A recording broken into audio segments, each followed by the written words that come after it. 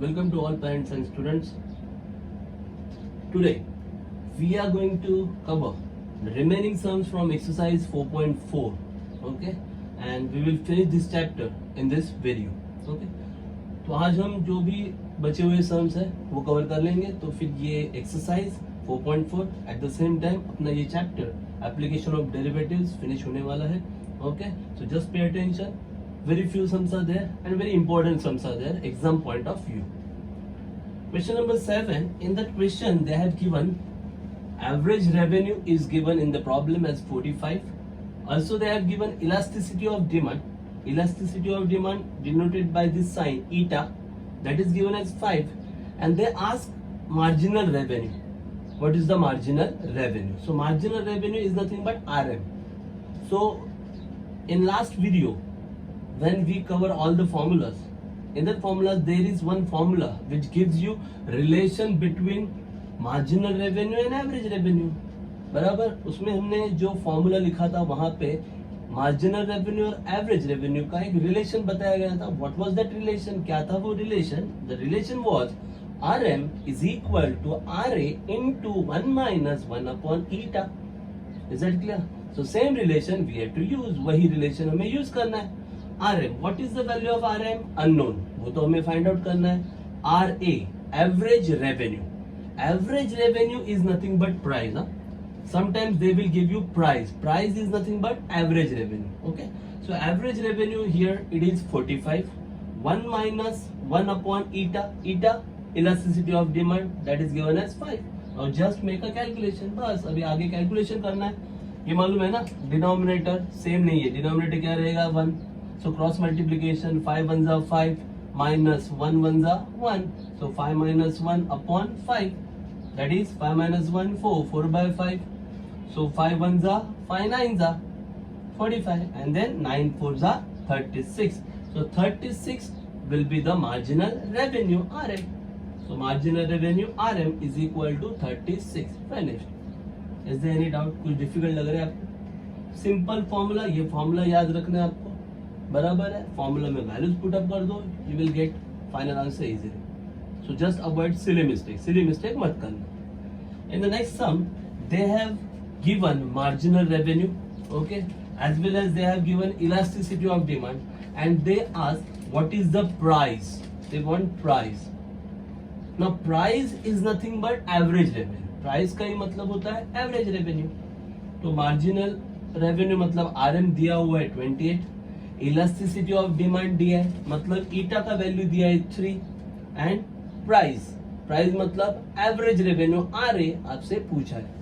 तो same formula once again, RM equal to RA into 1 minus 1 upon eta. अब RM का value दिया हुआ है मार्जिनल रेवेन्यू 28, तो यहाँ पे 28 आएगा. RA that is price not given, so RA remain as it is, वैसे ही रहेगा. 1 minus 1 upon eta. Eta is given as 3, so 1 minus 1 upon 3. अब ये तो मालूम है सबको, 3 ones are 3, 3 minus 1 2, 2 by 3. अब आपको RA चाहिए ना, तो ये जो 3 डिवाइड है यहाँ पे जाके क्या करेगा? मल्टीप्लाई, और जो मल्टीप्लाई है 2 वो करेगा divide. So you will get RA equal to 28 into 3 by 2. तो कैलकुलेशन पता है ना, 2 अगर 28 को डिवाइड करेगा तो कितना आएगा? 14, and 14 3 how much? 42. So RA equal to 42 and RA is nothing but price. So price equal to 42. Are you getting it? Okay. Now the third sum from this question number 7 that you have to do. In that sum they have given RM. RM दिया है उन्होंने 50. RM मतलब marginal revenue is given 50. Then price is given. Now price is nothing but average revenue RA and that is given as 75. They ask to find elasticity of demand. आपसे पूछा है elasticity of demand find out करो. तो simple सी बात है,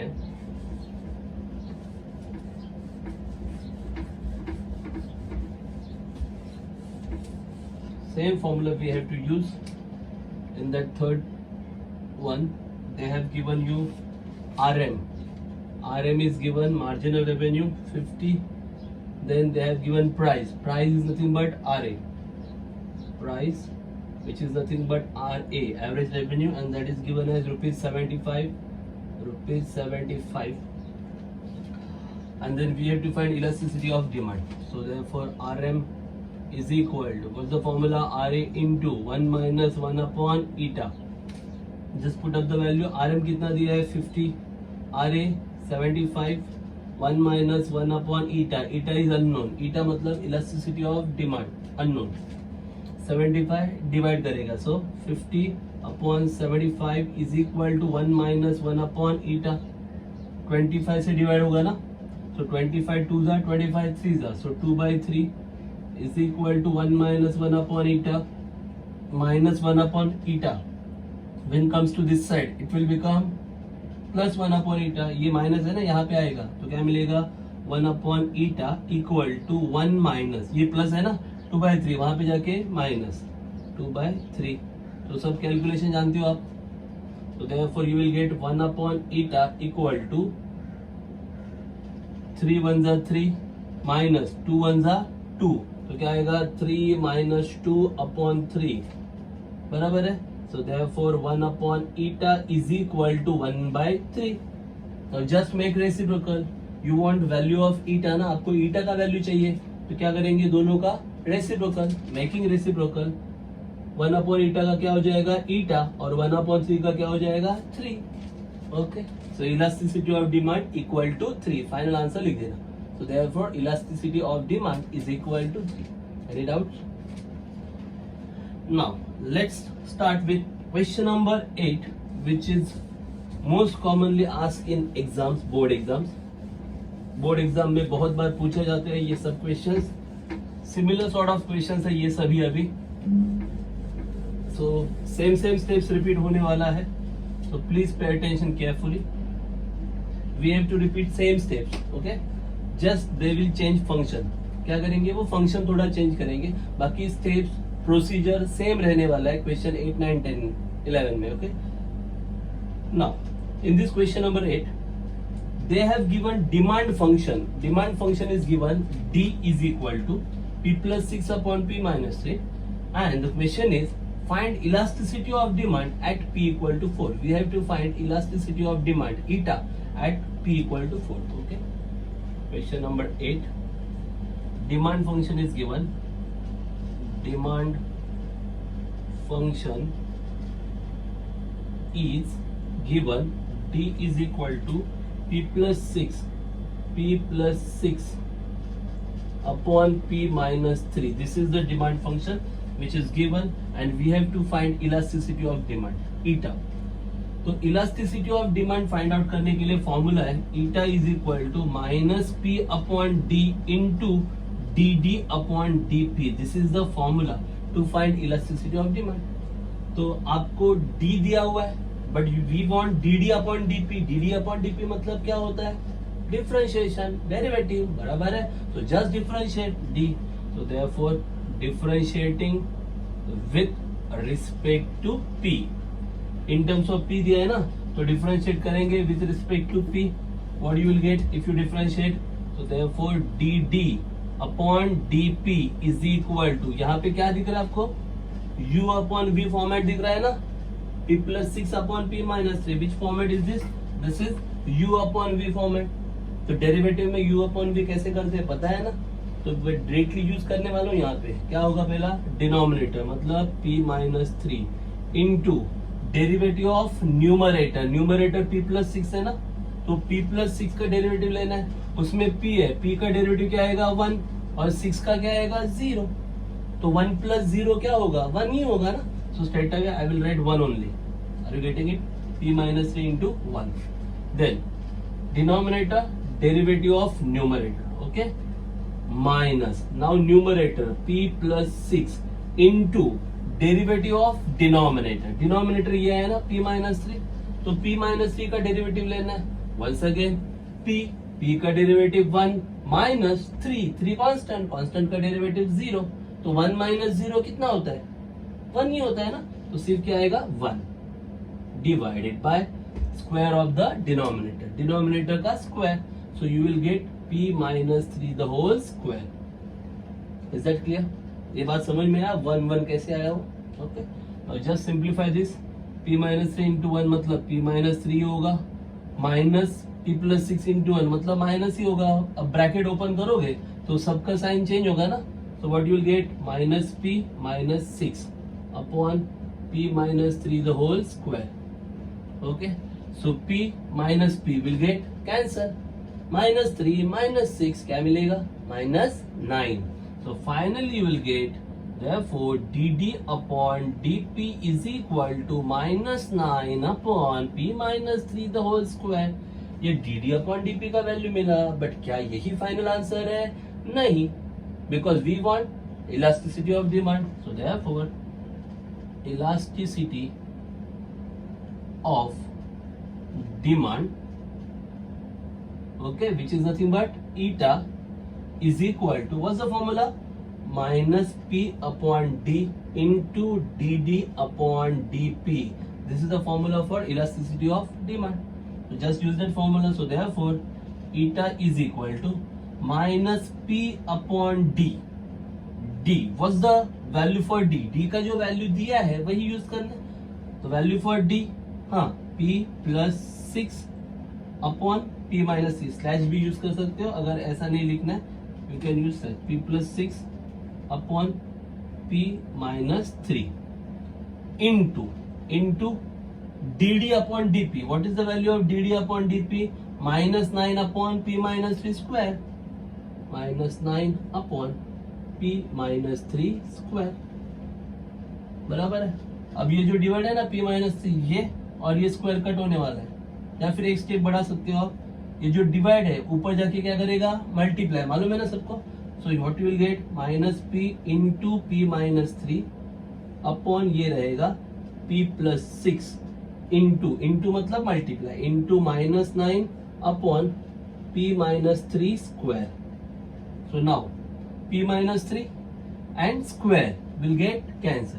ये p minus three bracket चला जाएगा और ये स्क्वायर चला जाएगा, बराबर है. तो यहाँ पे सिर्फ क्या रहेगा, p माइनस थ्री. न्यूमरेटर में minus p into minus nine, minus minus will get cancel. p into nine you will gate 9p and denominator you will get p plus six into p minus three. This is your elasticity of demand. Okay, but they ask find the elasticity of demand at p equal to 4. They have given price p equal to 4. p का value दिया है 4. तो ये elasticity of demand का formula बन गया अभी. अब यहाँ पे p का वैल्यू उन्होंने कितना दिया है, 4. So just write down. So therefore at p equal to 4, eta equal to, at p equal to 4 मतलब यही eta इलास्टिसिटी ऑफ डिमांड, बराबर. इसमें आप p का वैल्यू क्या पुटअप करना है, 4. So just put down value 4 in place of p की जगह पे 4 लिखना. तो क्या मिलेगा, 9 इंटू 4 अपॉन p की जगह पे 4 प्लस 6 इंटू p की जगह पे 4 minus 3.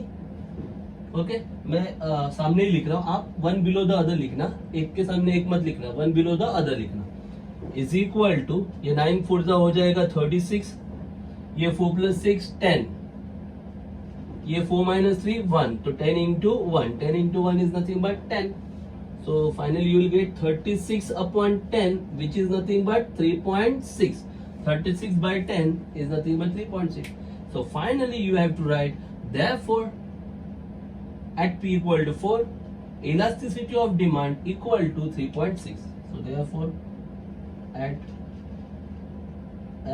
p is equal to 4, elasticity of demand is equal to 3.6. This will be the final answer. Any doubts? यही प्रोसीजर अब रिपीट होने वाला है हर एक सम में. प्रोसीजर बोल रहा हूं मैं, फंक्शन चेंज होगा, मतलब डी का जो वैल्यू है वो चेंज होते रहेगा, लेकिन ये सब सेम रहेगा. मतलब डिमांड फंक्शन दिया जाएगा, फिर आप डिफरेंशिएट करोगे, डिफरेंशिएट करने के बाद इलास्टिसिटी का फॉर्मूला, और फॉर्मूला यूज करने के बाद वहां पे आपको जो भी वैल्यू दिया जाएगा वो आप पुट अप करोगे. Any doubts? समझ रहे हैं? सिंपल कैलकुलेशन है, डेरिवेटिव भी सिंपल है, u upon v रूल है बट सिंपल है. Is it clear?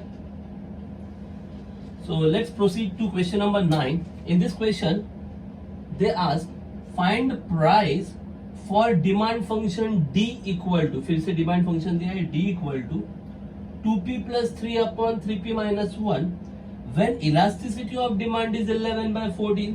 कहानी में थोड़ा ट्विस्ट लाया उन्होंने, मतलब डिमांड फंक्शन उन्होंने दिया है और उन्होंने इलास्टिसिटी ऑफ डिमांड का वैल्यू ऑलरेडी दिया हुआ है 11/14.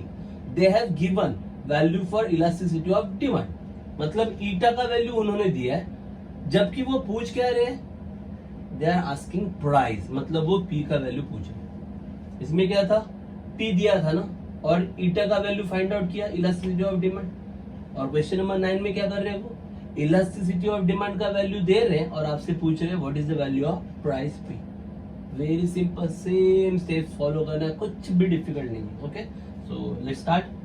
Demand function D, now they have given D. अब डी का वैल्यू उन्होंने दिया है, वो लिखेंगे.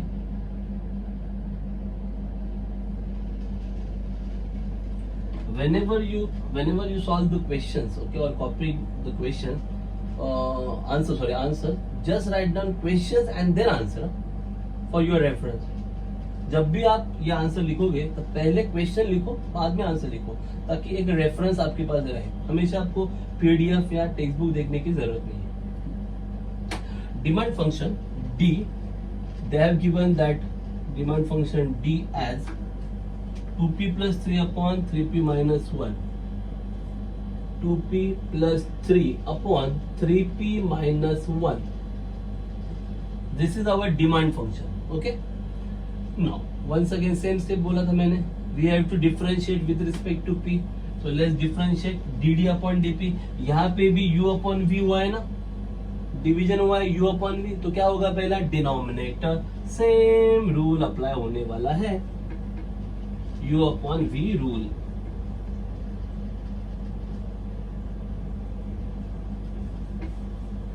So let's start. Denominator 3p minus 1 into derivative of numerator 2p. 2p का डेरिवेटिव आएगा 2 और 3 का क्या आएगा 0. So 2 plus 0 मतलब 2 minus numerator 2p plus 3 into derivative of denominator, denominator का डेरिवेटिव 3p का डेरिवेटिव 3 और 1 का 0, तो 3 माइनस 0 कितना 3 अपॉन डिनोमिनेटर का स्क्वायर, मतलब 3p माइनस 1 का square. Are you getting it? Just simplify.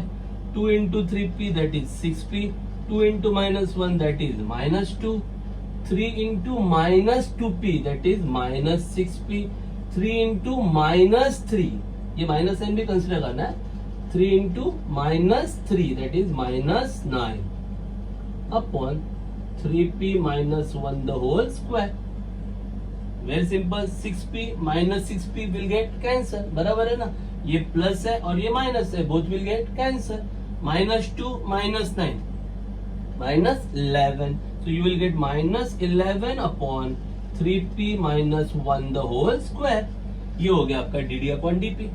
Now elasticity of demand, same formula, eta is equal to minus p upon d into dd upon dp.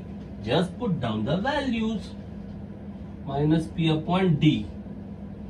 So put down all the values. अब थोड़ा changes आने वाला है सब. We have to change all the calculation.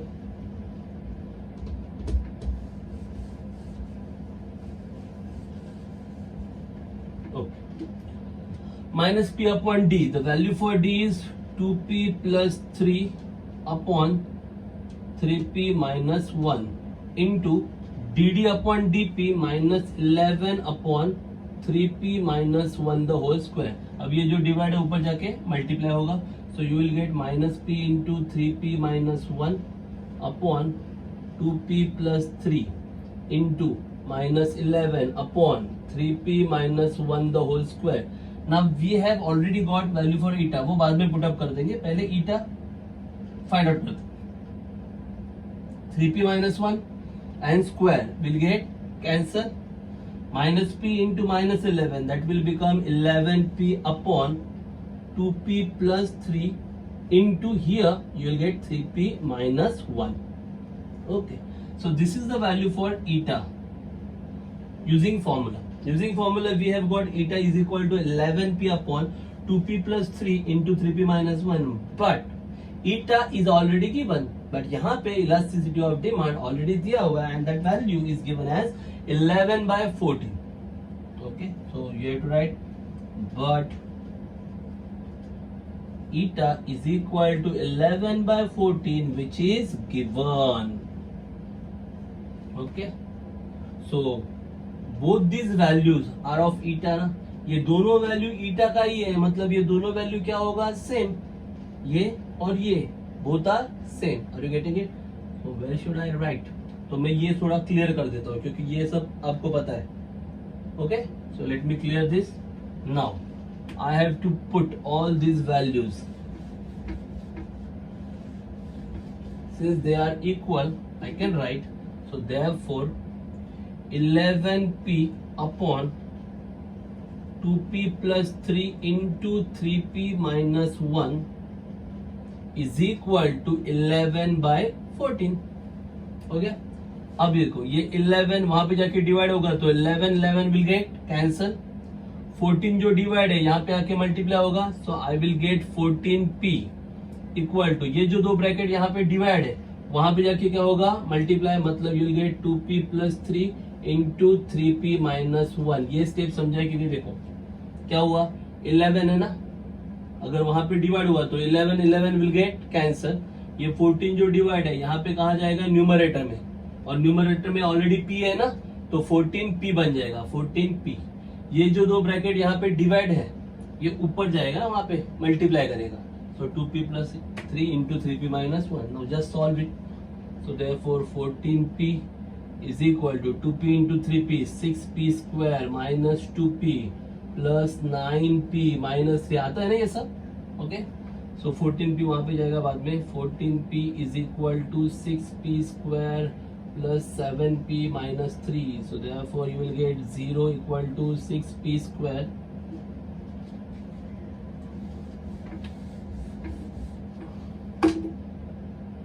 p plus 7p minus 14p minus 3. So finally you will get 6p square minus 7p minus 3 equal to 0. 6 3s are 18. Multiplication 18 चाहिए और subtraction 7 चाहिए, 9 and 2. So the factors are 9 and 2. 6p square minus 9p plus 2p minus 3 is equal to 0. From first two terms, what is common? ये सब आता है ना आपका quadratic equations, factorization method. 3p is common, so what you will get, 2p minus 3. इन दोनों में plus 1 is common, 2p minus 3 equal to 0.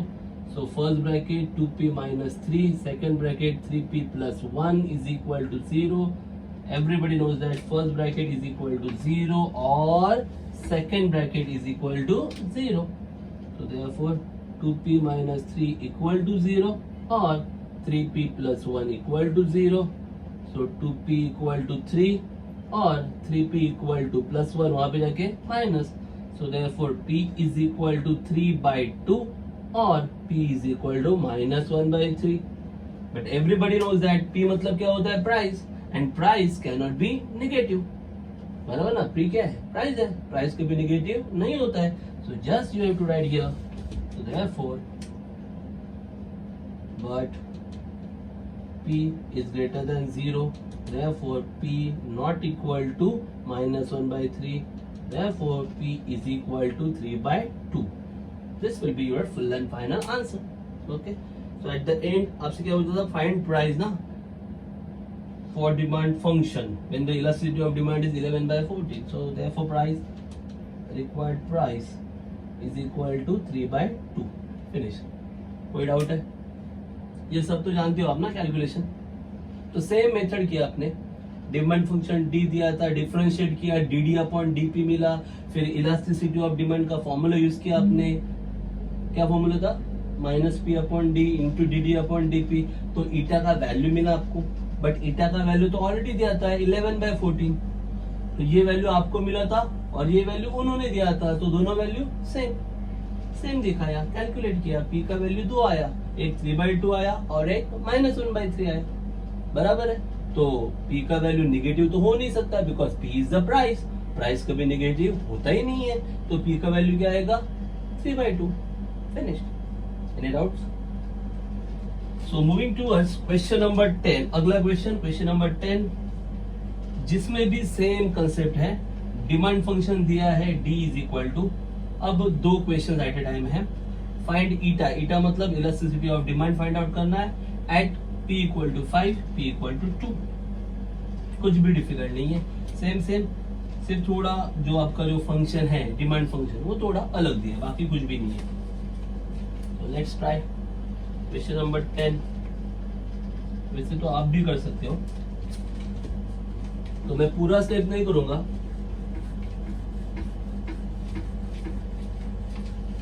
जितना लगे आपको डिफिकल्ट उतना ही स्टेप्स करते हैं हम लोग. बहुत ही सिंपल स्टेप्स है वहां पे. Question number 10, once again same demand function. मैं पूरा वर्डिंग नहीं लिख रहा हूँ, बट आपको लिखते वक्त पूरा वर्डिंग लिखना है, प्रॉपर लिखना है, जैसे हमने क्वेश्चन 8 में किया, क्वेश्चन 9 में लिखा. So you have to write proper wording. So demand function D is given as 50 minus 3P minus P square. This is demand function D. Okay, once again क्या करना है, डिफरेंशिएट करना है. सो therefore dd अपॉन dp, ये 50 तो constant है, इसका derivative 0 minus 3, p का डेरिवेटिव 1 माइनस p स्क्वायर का 2p. मालूम है? तो फाइनली क्या मिलेगा आंसर dd अपॉन dp का? What will be the answer? -3 minus 2p. ये हो गया आपका dd अपॉन dp. अब आपको क्या चाहिए, इलास्टिसिटी ऑफ डिमांड ना, तो फॉर्मूला अप्लाई करना. Elasticity of demand eta is equal to, क्या फॉर्मूला है, -p upon d into dd upon dp. बस वैल्यू पुट अप करते जाओ. क्या वैल्यूज है, -p अपॉन d का value 50 minus 3p minus p square into dd upon dp का value क्या है, -3 माइनस 2p. कर दो multiply. -p into -3 3p, -p into -2p plus 2p square upon 50 minus 3p minus p square. ये हो गया आपका इलास्टिसिटी ऑफ डिमांड का फंक्शन. अब इसमें वैल्यूज दिया उन्होंने at p equal to 5 and p equal to 2. तो मेरे ख्याल से ज्यादा कुछ बताने जैसा है नहीं. दे have given to values, one p is equal to 5 and then p equal to 2. p equal to 5 and p equal to 2, two values are given. So first at p equal to 5, eta is equal to, p की जगह पे 5 put up करना है, तो क्या आएगा 3 into 5 plus 2 into 5 square upon 50 minus 3 into 5 plus 5 square. जहां भी p है वहां पे आपको 5 पुट अप करना है. अरे गेटिंग इट? तो इट्स इजी ना. 3 5 15 plus 2 into 5 square 25 divided by 50 minus 3 5 15 plus 5 square 20. Sorry minus है ना, my mistake, and it is minus p square, so minus 25. So 15 plus 2 into 25 that is 50 upon 50 minus 15 minus 25 मतलब कितना आएगा 40. तो 15 plus 50 कितना आएगा 65. So finally you will get 65 upon 50 minus 40 that is 10. 65 upon 10 is 6.5. Okay, so at p equal to 5 elasticity of demand will be 6.5. Are you getting it? Any doubts? और second question पूछा उसमें at p equal to 2, second में दिया है at p equal to 2. So I think you can do it. तो दूसरा तो आप कर सकते हो ना. क्या करना है, सिर्फ जहां पे p है वहां पे क्या पुट अप करना है 2. तो क्या आ जाएगा, eta equal to 3 into 2 plus 2 into 2 square upon 50 minus 3 into 2 minus 2 square. और कैलकुलेशन करना है, कर सकते हो. Okay, so you can do it. कोई डिफिकल्ट लग रहा है आपको? बहुत ही इजी सा. Let's proceed to question number 11. Question number 11 में उन्होंने डिमांड फंक्शन दिया है d is equal to 100 minus p square by 2 and they ask elasticity of demand eta at p equal to 10 and p equal to 6. Also they want to comment on the result, they want comment on the result, or you can say interpret the result. मतलब elasticity का value find out करो और वो value check करके आपको बताना है कि इलास्टिसिटी कौन से टाइप का है, मतलब इलास्टिक है, इनइलास्टिक है, वो सब आपको बताना। Is that clear? वही सेम मेथड फॉलो करना है। Okay, before that just I have to fill up the ink, let me fill the ink. Same values follow करना है, just think about that.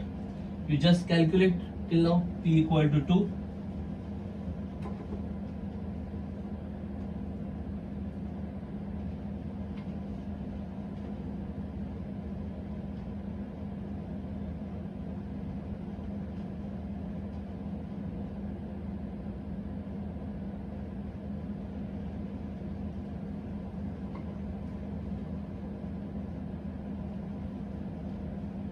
same function they have given, same method. Okay, same method we have to use, just they have changed a function, demand function little bit. Okay, so that we can solve that problem very easily. Pretty ordinary sum is given.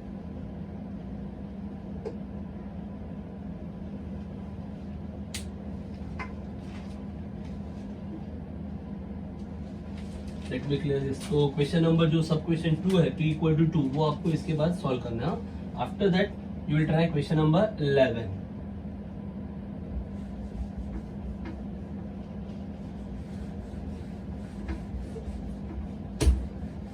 Just write proper wording in each problem. हर एक problem में wording proper होना चाहिए। Okay, कुछ problems में wording में नहीं लिख रहा हूँ क्योंकि वही सेम वर्डिंग रिपीट हो रहा है इसलिए, बराबर। बट आपको हर एक प्रॉब्लम में वर्डिंग प्रॉपरली करना है। हाँ, don't miss out any wordings. Question number 11, they have given d, demand function. Okay, demand function d is equal to, they have given 100 minus p square upon 2। This is the demand function, 100 minus p square upon 2। Okay, so just write proper wording, पूरा wording लिखना। क्या लिखोगे आप? Demand function is d equal to 100 minus p square by 2। Now we have to differentiate, इसको differentiate करना है।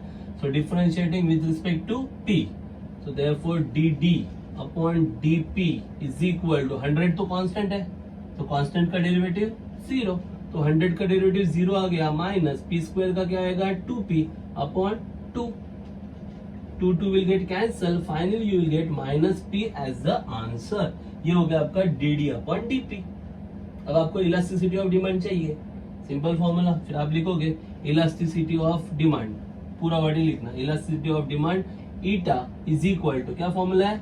Minus p upon d into dd upon dp। Put down the values, so therefore eta is equal to minus p upon d. What is the value of d?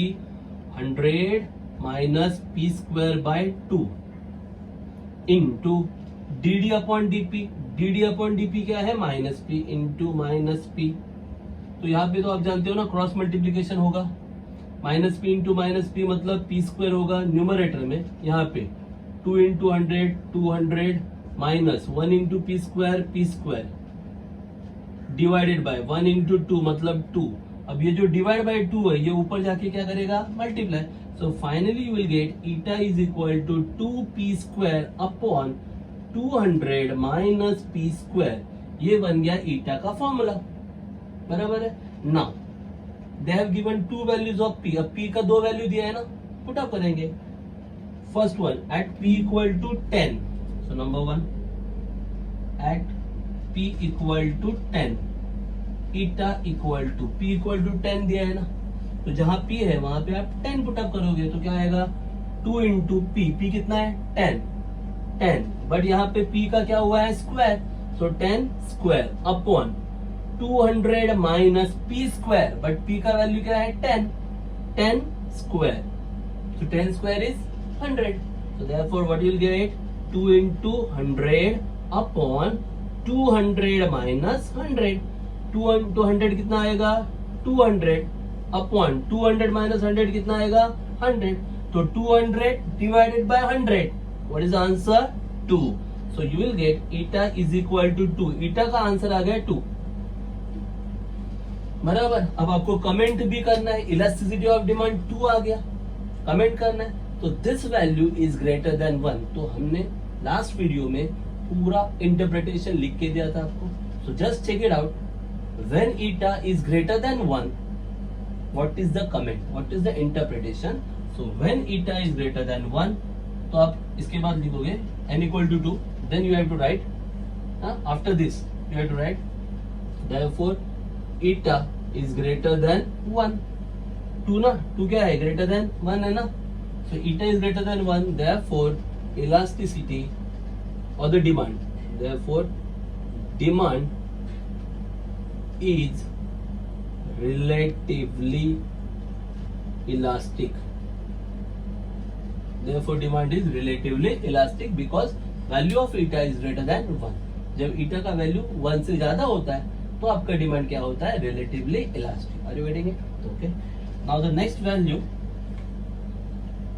p equal to, दूसरा कितना दिया है, p equal to 6. Second value they have given 6. So just in this format, elasticity of demand, eta का जो formula है इसमें अब p का वैल्यू क्या पुट अप करना है, 6. Now we have to put p equal to 6. तो यहीं पे कर देते हैं at p equal to 6. Is that clear? Now at p equal to 6. Now we have to put p equal to 6. Second one, at p equal to 6, eta is equal to 2 into p. p की जगह पे 6, p का square है तो 6 का square divided by 200 minus p square है, but p कितना है अभी 6. 200 माइनस 6 स्क्वायर, सो 2 इंटू 6 का स्क्वायर आता है 36 अपॉन 200 माइनस 6 का स्क्वायर है 36. सो 2 इंटू 36 कितना आता है 72 अपॉन 200 माइनस 36 कितना आता है 164. अब इन दोनों को आप 4 से डिवाइड कर सकते हैं. You can divide both this numbers by 4. If you divide both this number by 4, what you will gate, अगर 4 से डिवाइड करते हो तो आपको मिलेगा यहाँ पे eta is equal to 18 upon 41. 18 upon 41. And if you observe that number carefully, अगर आप उसे देखोगे पूरा, अगर डिवीजन नहीं भी किया आपने तो भी आपको पता चल रहा है कि न्यूमरेटर का number, numerator is smaller than the denominator.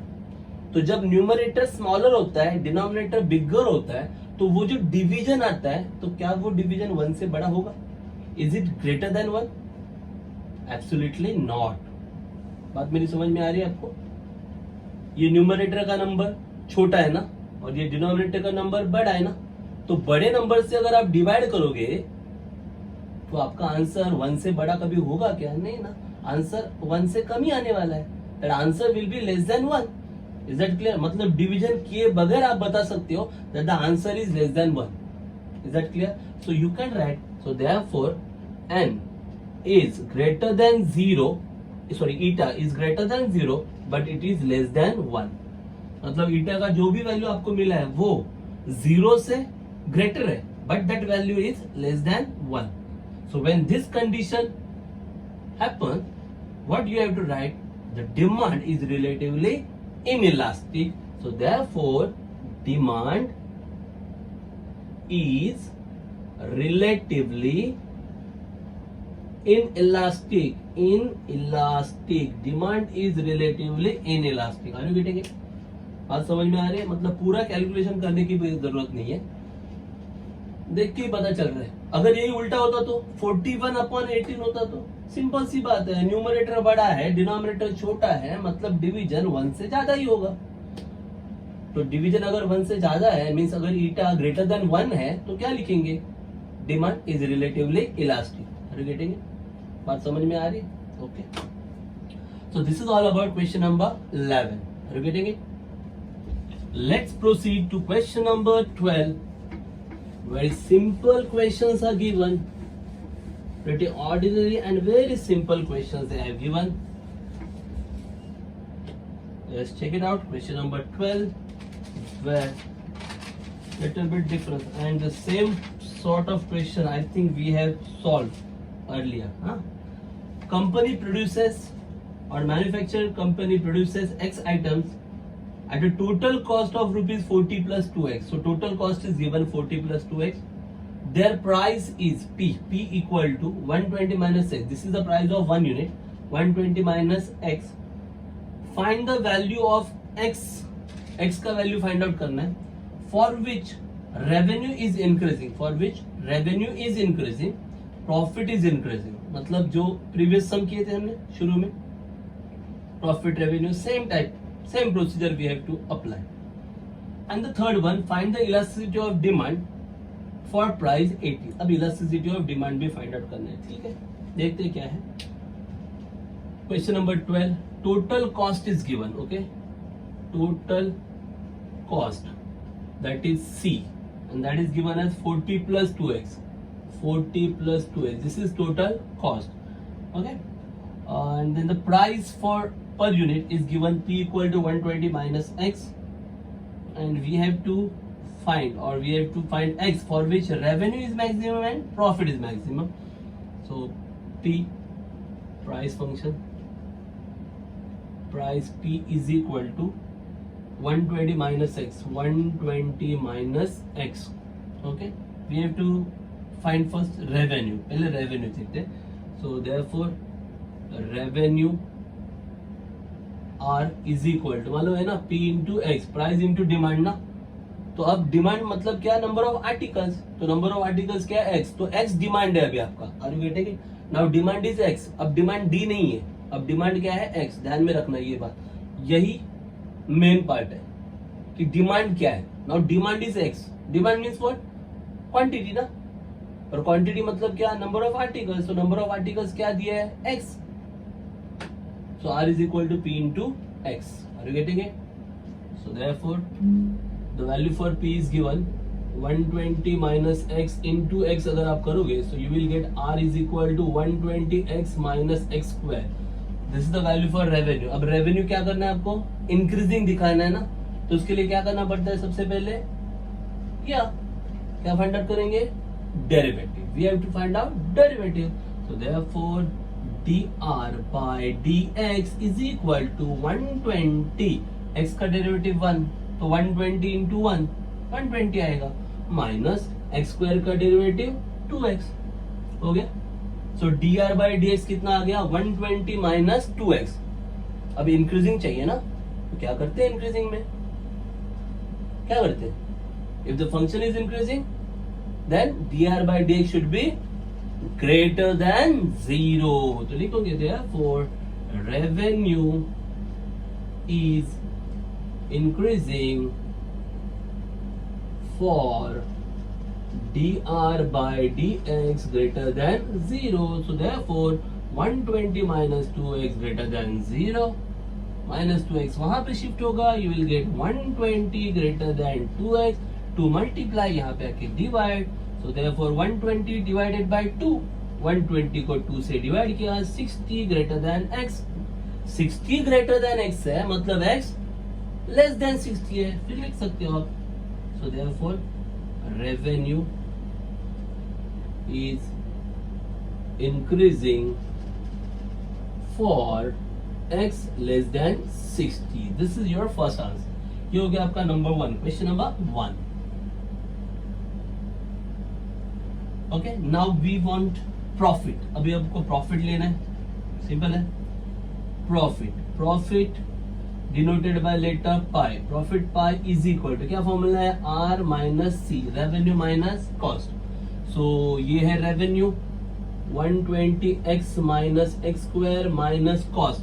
ये है कॉस्ट, माइनस करना है तो दोनों का sign change. So you will get minus 40 minus 2x. So finally what you will get, minus x square 120x minus 2x plus 118x minus 40. ये हो गया आपका प्रॉफिट पाई, मिल गया. अब ये प्रॉफिट भी इंक्रीजिंग चाहिए ना, तो इंक्रीजिंग डिक्रीजिंग में सबसे पहले क्या करते हैं, क्या करते हैं, डिफरेंशिएट करते हैं, डेरिवेटिव लेते हैं.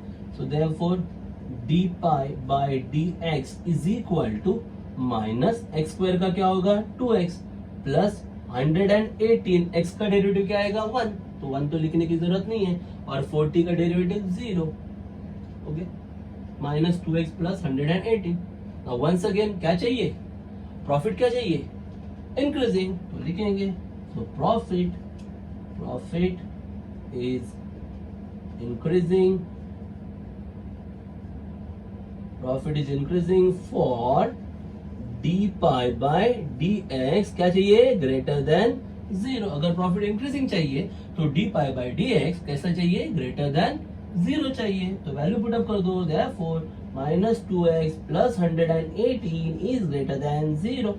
अब ये माइनस 2x वहां पे जाके प्लस, तो therefore 118 is greater then 2x, 2 multiply यहाँ पे आके डिवाइड। अगर 118 को 2 ने डिवाइड किया तो क्या मिलेगा आपको, 59 इज ग्रेटर देन x।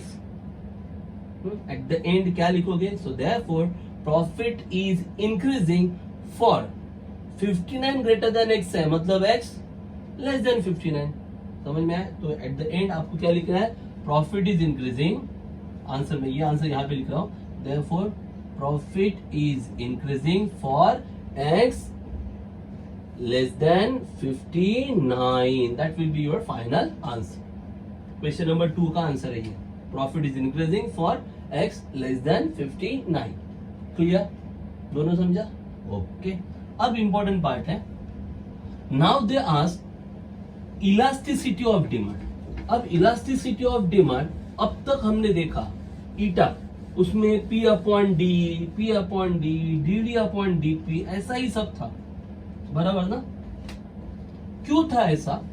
क्योंकि उन सभी सम में demand is denoted by letter D, बराबर ना? जितने भी सम हमने देखे उसमें इलास्टिसिटी ऑफ डिमांड का जो फॉर्मूला था उसमें minus P upon D, D upon D P लिखा। क्यों? क्योंकि देखते हो तो आपको पता चलेगा कि हर एक में जो भी डी दिया था ना, डी, वो इन टर्म्स ऑफ पी, मतलब P और D में दिया था रिलेशन, पर इस प्रॉब्लम में रिलेशन P और D में नहीं है। तो यहाँ पे रिलेशन किस में है, P और X में। तो अगर ये प्राइस है तो फिर ये कौन है, ये X है, हाँ ये X है, पर ये डिमांड है। Are you getting it? मतलब अब डिमांड के लिए D लेटर यूज नहीं हुआ है, now they have use letter X for demand. समझ में आ रहा है क्या? अब डिमांड की जगह पे उन्होंने डिमांड के लिए लेटर डी नहीं यूज किया है, उन्होंने लेटर एक्स यूज किया है। याद रखना, डिमांड मतलब quantity demanded, number of articles, number of item, उसी को तो डिमांड कहते हैं। Are you getting it? Okay. तो अपने पास है, मतलब जो क्वेश्चन नंबर 2 हो गया, अभी क्वेश्चन नंबर 3 हम लोग स्टार्ट कर रहे हैं। वहां पे हम लिखेंगे वी हैव, जब क्वेश्चन 3 स्टार्ट करेंगे, we have P is equal to 120 minus X, बराबर। बट आपको डिमांड का फंक्शन चाहिए ना, तो जितना भी इलास्टिसिटी ऑफ डिमांड देखा उसमें आपने D इज इक्वल टू देखा था, तो अब यहाँ पे ये भी जो है ये प्राइस का फंक्शन है, पर आपको चाहिए डिमांड का फंक्शन। तो क्या चाहिए, डिमांड कौन है, x ना, मतलब x चाहिए आपको, तो माइनस एक्स को यहाँ पे लेके आओ, प्लस x बनेगा, और प्लस p को वहां पे लेके जाओ, क्या बनेगा, minus p। So therefore demand function is x is equal to 120 minus P. Are you getting it? समझा कि नहीं समझा? माइनस एक्स को वहां पे ले, प्लस एक्स हो गया, और प्लस पी को वहां पे लेके गया, माइनस पी हो गया। तो ये x क्या है आपका डिमांड ना, तो ये बन गया आपका डिमांड फंक्शन। तो याद है आपको, जब भी d दिया तो डायरेक्टली आपने नेक्स्ट स्टेप में क्या किया था, डी अपॉन डी ना, वही करना है। अब d की जगह पे सिर्फ x है, तब डी अपॉन डी करते थे, तो आप क्या करोगे, yes, dx upon dp. So once again, differentiating with respect to p, what you will get, dx upon dp equal to 120 तो कांस्टेंट है, डेरिवेटिव 0 आएगा, और 0 माइनस p का डेरिवेटिव 1, तो 0 माइनस 1 मतलब माइनस 1। ये हो गया dx upon dp। You want elasticity of demand, formula लिखो। So therefore elasticity of demand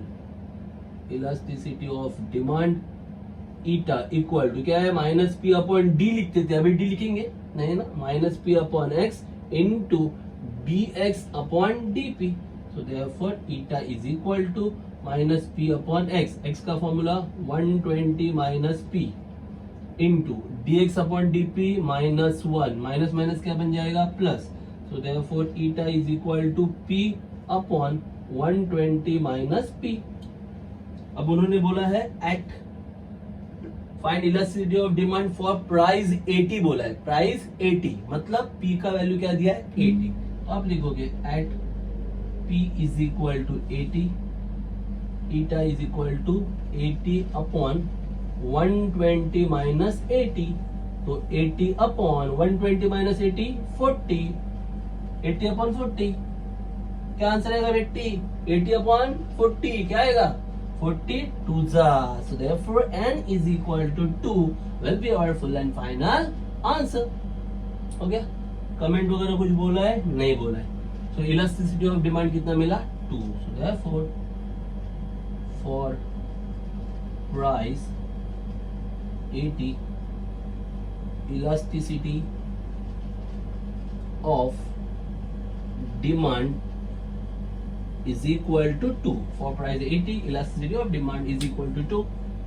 तो कहानी में ट्विस्ट इतना ही था कि D नहीं था डिमांड में, डिमांड की जगह पे X था और डिमांड का फंक्शन नहीं दिया था, प्राइस का फंक्शन दिया था. थोड़ा सा चेंज करके हमने डिमांड का फंक्शन तैयार किया, बस इतना ही, थोड़ा वैरायटी था. That clear? Now let's proceed to our last sum from this exercise and very easy sum. Okay, and this sum totally different from all the sums because we had to use different formulas but very easy formulas. We have already discussed about those formulas. उनके बारे में पहले से ही हमने discuss किया है. ठीक है. क्वेश्चन में क्या दिया देखो, find MPC. MPC marginal propensity to consume, MPS marginal propensity to save, APC average propensity to consume, APS average propensity to save. If the expenditure consumption expenditure EC with income I मैंने तभी भी बोला था, last video में मैंने बोला था, हाँ, क्योंकि तब जो हमने फॉर्मूला दिया था उसमें हमने X यूज किया था, बराबर ना. तब मैंने बोला था कि इनकम हमेशा X में ही होगा, ऐसा कुछ नहीं. इनकम के लिए लेटर आई भी यूज कर सकते हैं. तो इस प्रॉब्लम में उन्होंने इनकम के लिए लेटर आई यूज किया है. Income I is given. Okay, we have to find all these values MPC MPS वगैरह. When I equal to 1000 means they have mention value for I as 1000. तो इसी का फंक्शन दिया, मतलब एक्सपेंडिचर कंजम्पशन एक्सपेंडिचर का function उन्होंने दिया है इन टर्म्स ऑफ आई, और आई का वैल्यू हमें दिया है 1000. ठीक है, बहुत ही सिंपल सा सम है, लिख देते हैं. Question number 13, they have given expenditure consumption, expenditure EC is given as 0.0003 I square plus 0.075 I. This is the value of EC which is given. ये expenditure consumption, C for consumption, consumption expenditure का ये function उन्होंने question में दिया हुआ है. Okay, and now they want marginal propensity to consume, marginal propensity to save, average propensity to consume, average propensity to save. तो आपसे इतना ही कहना है, उन्होंने एक्सपेंडिचर कंजम्पशन दिया है, मतलब कंजम्पशन से रिलेटेड दिया है, बराबर है. ओके, तो यहां से आप एमपीएस नहीं निकाल सकते, मार्जिनल प्रोपेंसिटी टू सेव नहीं निकाल सकते, क्योंकि ये कंजम्पशन एक्सपेंडिचर दिया है. बात समझ में आ रहा है? मतलब एक्सपेंडिचर मतलब क्या? कंजम्पशन ना. हम एक्सपेंडिचर किस पे करते हैं? कंजम्पशन पे ही एक्सपेंस करते हैं ना. जो भी हम कंज्यूम करते हैं उसके लिए हम एक्सपेंस करते हैं ना. तो कंजम्पशन एक्सपेंडिचर दिया है, तो हमें पहले मिलेगा MPC, marginal propensity to consume. तो हमने पहले भी बोला, जब भी मार्जिनल वर्ड आता है उसका मतलब होता है डेरिवेटिव. मार्जिनल मतलब derivative. So just find out. So therefore marginal propensity to consume हमें फाइंड आउट करना है, बराबर है. MPC C marginal propensity to consume is equal to DEC upon DI। मालूम है हमने x लिखा था फॉर्मूला में, बट अब ये EC in terms of I दिया है तो आप क्या लिखोगे, DEC अपॉन DI लिखोगे ना। मतलब आपको इसे क्या करना है, डिफरेंशिएट करना है with respect to I income. तो कर सकते हो, क्या आएगा 0.therefore MPC equal to 0.0003। I square का डेरिवेटिव क्या आएगा 2i। मालूम है ना x स्क्वायर का 2x होता है, तो आई स्क्वायर का क्या आएगा 2i प्लस 0.075। i का डेरिवेटिव क्या आएगा 1, x का डेरिवेटिव 1 है ना, तो i का डेरिवेटिव भी 1 आएगा। So you will get MPC equal to 2, अगर इसे मल्टीप्लाई करेगा 0.0006 i प्लस 0.075, ये हो गया आपका MPC बराबर। अब उन्होंने क्या बोला था, for i equal to 1000, question में बोला है find MPC MPS for i equal to 1000, मतलब i का वैल्यू मालूम है ना 1000। तो अब इस MPC में i का वैल्यू कितना पुटअप करना है 1000, तो लिख सकते हो for i is equal to 1000 MPC equal to 0.0006 into i की जगह पे क्या आएगा 1000 प्लस 0.075।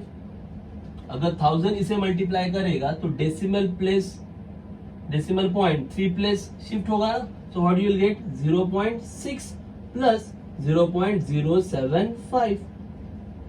बात समझ में आ रहा है ना, ये डेसिमल प्लेस 1 2 3 प्लेस शिफ्ट होगा तो क्या आएगा 0.6 प्लस 0.075। तो ये देखो 0.6 प्लस 0.075 एडिशन। अब यहाँ कुछ नहीं है, मतलब 0 0 आएगा ना, तो 0 प्लस 5 5, 0 प्लस 7 7, 6 प्लस 0 6, तो क्या आ गया answer 0.675। 0.675, this is the answer for MPC। ये हो गया MPC का answer, marginal propensity to consume. So therefore MPC marginal propensity to consume हो गया 0.675। अब आपको मार्जिनल प्रोपेंसिटी टू सेव भी फाइंड आउट करना है, बहुत सिंपल है। अपने पास फॉर्मूला है, वी हैव, क्या फॉर्मूला है अपने पास, MPC plus MPS equal to 1। Marginal propensity to consume plus marginal propensity to save is equal to 1 हो गया। तो आपको ये MPS चाहिए ना, तो ये प्लस MPC वहां पे जाके क्या होगा minus, so therefore MPS equal to 1 minus MPC। सो 1 माइनस MPC का वैल्यू 0.675, 1 में से 0.675 को माइनस करो।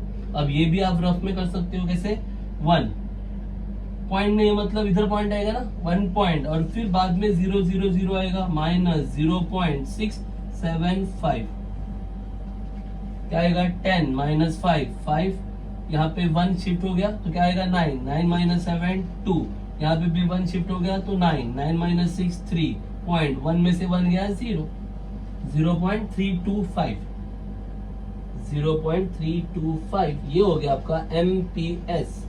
सो MPC हो गया 0.675 और MPS हो गया 0.325। कुछ डिफिकल्ट लग रहा है आपको? ये था मार्जिनल प्रोपेंसिटी टू कंज्यूम और ये था मार्जिनल प्रोपेंसिटी टू सेव। अब आगे पूछा है APC एंड APS, बहुत सिंपल। APC मतलब एवरेज प्रोपेंसिटी टू कंज्यूम, और एवरेज में डेरिवेटिव नहीं लिया जाता, जस्ट डिवाइड किया जाता है। Okay, so let's find out now.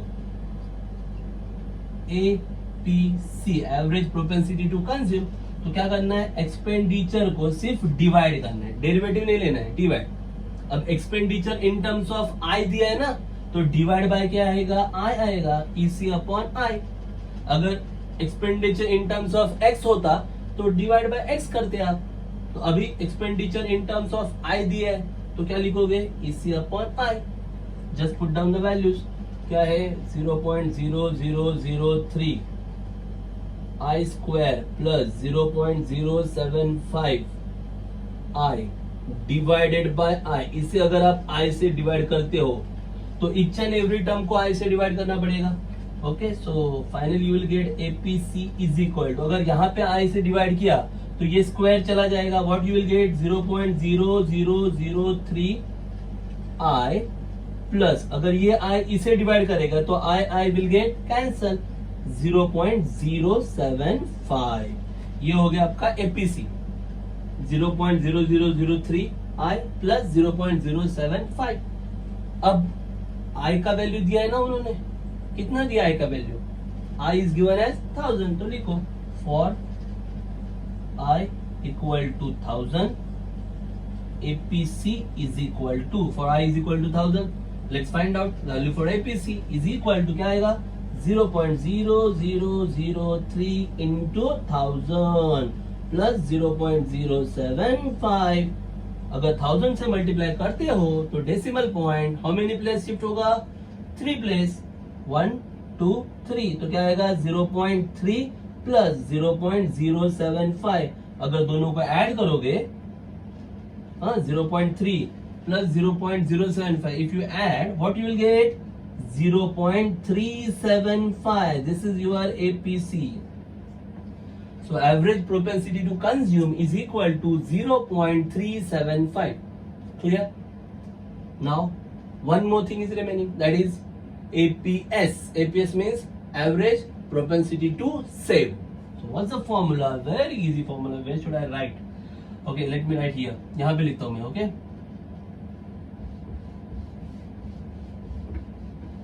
Now we have to find out APS. So we have APC plus APS is equal to 1. ये फॉर्मूला अपने पास APC plus APS equal to 1. तो APS चाहिए, APC plus है वहां पे जाके minus, so therefore APS is equal to 1 minus APC, that is 1 minus APC का value 0.375। अब ये 1 में से 0.375 माइनस कीजिए, you will get the final answer, क्या आएगा 0.625। this will be the answer of APS. Are you getting it? So here we have covered each and every sum from chapter number 4, application of derivatives. Okay, so just go through all these videos, watch them carefully, don't just copy, understand and then copy. सिर्फ copy मत करना, थोड़ा practice करना, understand करना, समझो क्या बताया गया है। बहुत ही सिंपल से सम है, बहुत सिंपल चैप्टर, और उसके पहले डेरिवेटिव चैप्टर आना चाहिए। डेरिवेटिव्स अगर परफेक्ट है तो ये चैप्टर बहुत इजीली आ जाएगा। Is that clear? हर एक एक्सरसाइज के लिए अलग अलग प्रोसीजर है, वो थोड़ा चेक करना, बहुत सिंपल सा प्रोसीजर है। Okay, so once again thanks for watching video, keep watching and keep solving. Thanks a lot.